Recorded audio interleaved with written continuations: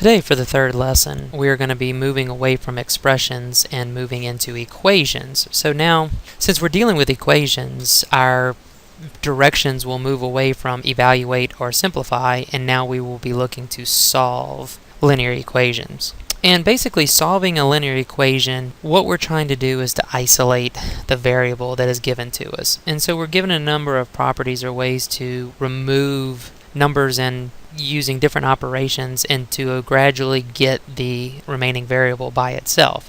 And so we need to take a little time to take a look at that. Now, this should be pretty straightforward. It's an Algebra 1 topic, and so this should just be a good review of what you learned how to do back in Algebra 1 and a little bit in pre-algebra. So be sure you're familiar with the terminology. You can see in bold and know how to work these. So let's take a look a little closer here. If we want to solve an equation, we want to get rid of use. What we need to do is we need to find a way to eliminate these values to isolate the variable. And so if you may recall from previous classes, you may have heard it called the golden rule of algebra. And what the golden rule of algebra is basically is whatever you do to one side of an equation, you must do to the other side of an equation. Now, one of the things that you also want to keep in mind is if you start a problem with an equal sign, you must finish the problem with an equal sign. If we're dealing with expressions, we have no equal sign. So we don't have an equal sign ever in the problem. It just finishes in a simplified form. But in equations, we start with an equal sign, so we want to finish with an equal sign. And you can see each of these properties, whether it's addition, subtraction, multiplication, or division, you are basically doing the same thing to each side of the equation. And so you can see just through the highlighted actions, every single time the equation is changing because we are doing the same operation to both sides. And so that's the golden rule of algebra. Whatever you do to one side, you have to do to the other side as well. So let's take a look at our first example here. In example number 1, we have 3/7 x plus 9 equals 15. And so we want to start to peel away the parts away from x. Now, anything that's directly attached to x through multiplication or division is going to take place last, unless we have some parentheses to deal with. So we want to eliminate the 9 from the left side, and the way we do that is by subtracting a 9. So a positive 9 and a negative 9 gives us 0. But the golden rule of algebra says if we subtract something from one side of the equation, we should also subtract that from the other side of the equation. And so you can choose to write this out, or you can choose to work that in your head. Either way is fine. What we have in effect is an elimination or a canceling of those 9s, and then of course 15 minus 9 equals 6. Now, we see this last step, 3/7 times x. So anytime we have a variable right next to a number with no operational sign, you'll recall that that simply means multiplication. We could do this in 2 steps if we wanted, but we're going to pick the simpler method of multiplying by its reciprocal. And so if we multiply by the reciprocal, what happens is the 7s on top and bottom cancel each other out, and the 3s on top and bottom cancel each other out. Now, of course, if I multiply 7/3 to the left side, I also have to multiply those times the right side. And when I do that, I multiply it times 6, and it's going to leave me with x is equal to 14. And we can see here that the x value is isolated, and so that would be the end of our steps. So that should be a good review of a number of skills that you learned in Algebra 1. At this point in time, why don't you go ahead and pause the video and work Part A of sample problem number 1. Use the example above as needed, and get x by itself. If you notice, there's something missing with these problems. It's kind of implied that you should be solving for x. Technically, the directions should say solve above both of them, telling you that your job is to get x by itself. If you see a problem like this without directions, it's implying solve for the missing variable. And so sometimes we'll use a y or an a or b other than x. So we'll get started. First thing we want to do is we want to add 14 to both sides. Now you can see that I've chosen to use the method of stacking up the 14s.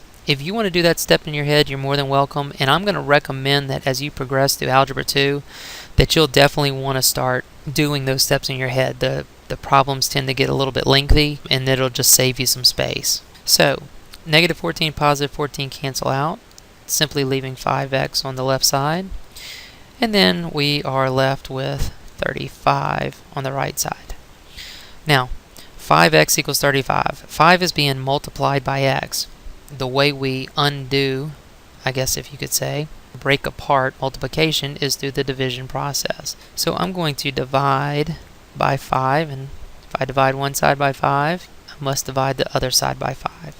So these 5's will cancel out, leaving me simply x is equal to 7. Part B is very similar. I'm going to start by subtracting 6 from both sides. Now, I'm going to do it in my head this time. So if I subtract 6 from the left side, I know that those 6's cancel out. If I subtract 6 from the right side, I have negative 21 and negative 6, which is going to give me negative 27. Now I have 9 attached to the x through multiplication, so I'll undo this with division. Again, I'm going to do this in my head this time. So if I divide the left side by 9, I'm just simply left with x. And if I divide the right side, I'm left with negative 3. You can see how, comparing part A to part B, how doing some of the simpler steps of algebra will clean up your work and be able to do it in a lot less space. This will be a very important skill that you will want to retain for later whenever those problems get a little bit longer. Okay, that was a quick introduction to solving equations. We will look at some more in-depth problems as we go along through the videos.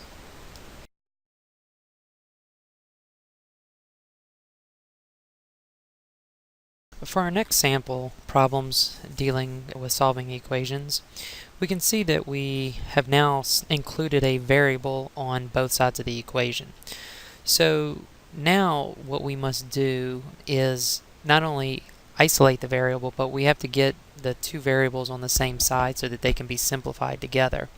And then at that point we can isolate the variable. So now we are going to be moving stuff from each side to the opposite side, and we use the same properties to do that. So if you can see here, you can choose to do this in one step or two steps, whatever you feel most comfortable with. So we'll start here, moving, first of all, subtracting the 5n from both sides. Now this is a personal preference. I subtract 5n from both sides, and that eliminates it from the left side. Now that's going to give me a 2n on the right side. It does not matter what side the variable is on. If it's equal, it doesn't matter if it's on left or right.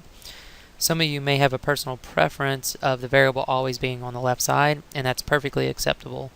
You just have to make that decision on your own. Now, you can see that in the second step, I need to add 9 to both sides to eliminate the 9. Now, I'll also suggest to you, as you become more comfortable with this, that these two steps could be combined. You could do both of those processes at the same time if you felt comfortable with the math, and hopefully you will in a matter of weeks. So we finalize this by dividing both sides by 2, leaving us n equals to 10. And of course, this is the same thing as n equals to 10. So if you got it on the left side, it's just as good. So either way is appropriate. So that's just a simple example of, instead of having one single variable always being on the left side, now we could potentially have a variable on each side of the equation, and we would have to use the same properties to eliminate or move that variable from one side to the other. But we definitely want to combine all of the variable terms together that are like terms before we start to isolate that variable. So in sample problem 2, we have two parts, a part A and a part B. So go ahead and take time now to work those two sample problems and then come back for the demonstration. Now you can see again that we have a variable on both sides of the equation. This time I'm going to actually get it over to the left side, so I'm going to add x to both sides, giving me 3x plus 6 equals 21. The reason I did that is because I wanted to try to keep it positive. I did not want a negative variable. Even though that's not a problem, we could divide out that negative.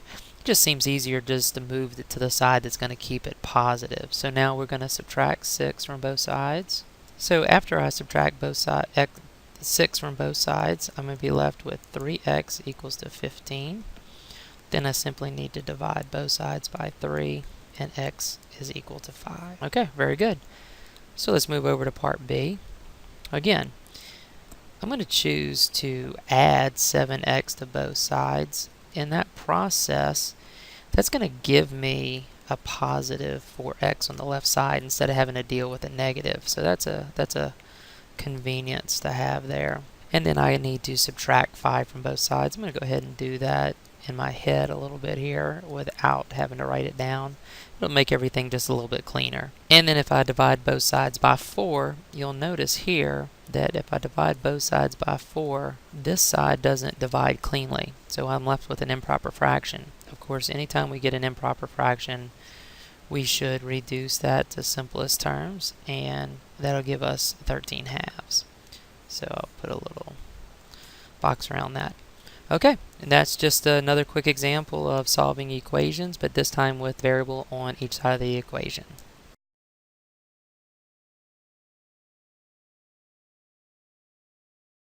For example 3, you can see that we've just layered on another little bit to the equation, and both sides of the equation we now have a distributive property that has to be taken care of before we can move on to moving things around. So once we distribute, we can then move like terms to the correct side and combine those, and then at that point we can start isolating everything from the x variable. Again, we have a final answer that is an improper fraction, so we need to reduce that to simplest form. So this is another straightforward problem.